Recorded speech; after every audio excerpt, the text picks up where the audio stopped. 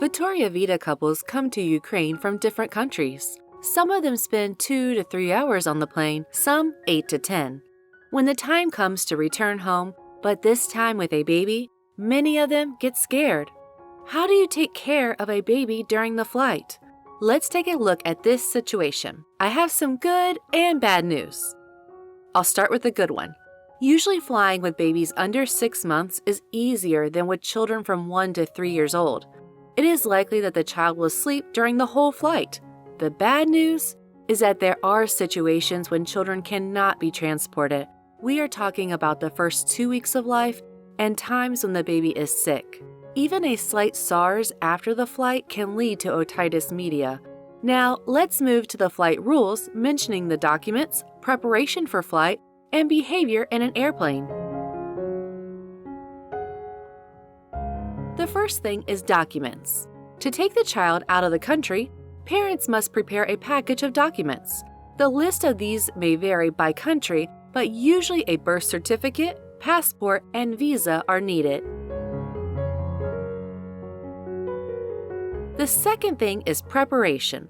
On the plane, you can hold the child in your arms or order a separate seat for them. Our customers usually use the sling. It allows the baby to feel the warmth of mom or dad, and this way they don't get nervous and they sleep more calmly. Moreover, parents are given an extra seatbelt, which is attached to the main one. In order for the child to become an independent passenger, you will need a child seat, which is almost the same as a car seat. It must be ordered in advance from the airline you're traveling with. You can also order a cradle, which is installed in the seat in front of you. Not all the airlines provide such services, but it's worth a try.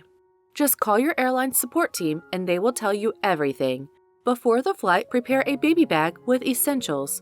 For VittoriaVita customers, we usually recommend including the following items: change of clothes, several diapers, baby blanket, several disposable diapers, milk mixture, pacifier, rattle, saline and vasoconstrictor drops, wet wipes. Now, let's discuss the behavior during the flight. When taking off and landing, the child's ears can be plugged, but if the child makes sucking movements, this will not happen. To avoid this problem, just give them a dummy or a water bottle. By the way, you can also take a small thermos with water for the baby on the plane. No one will prohibit you from doing this. In some cases, to unplug baby's ears, you'll have to use nasal drops. It is better to choose short-acting drugs. A VittoriaVita pediatrician will tell you specific names in advance. You should remember that the airplane air is dry. If the flight is long, spray the baby's nose with mild saline.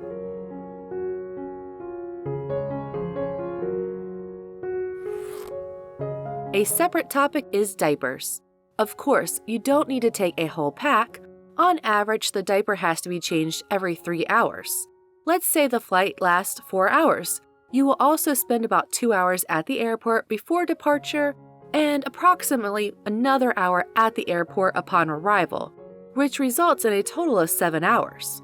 You will need to take 3 diapers, plus 1 or 2 just in case.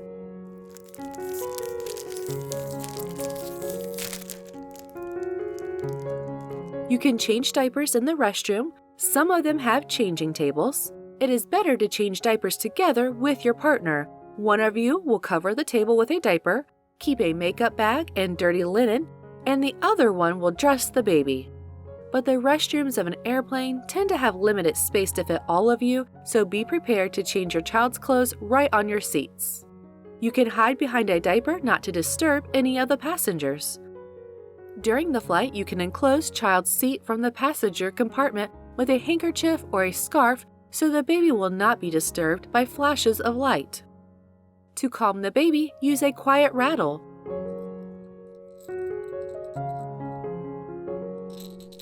All children's things will fit in a small backpack or bag.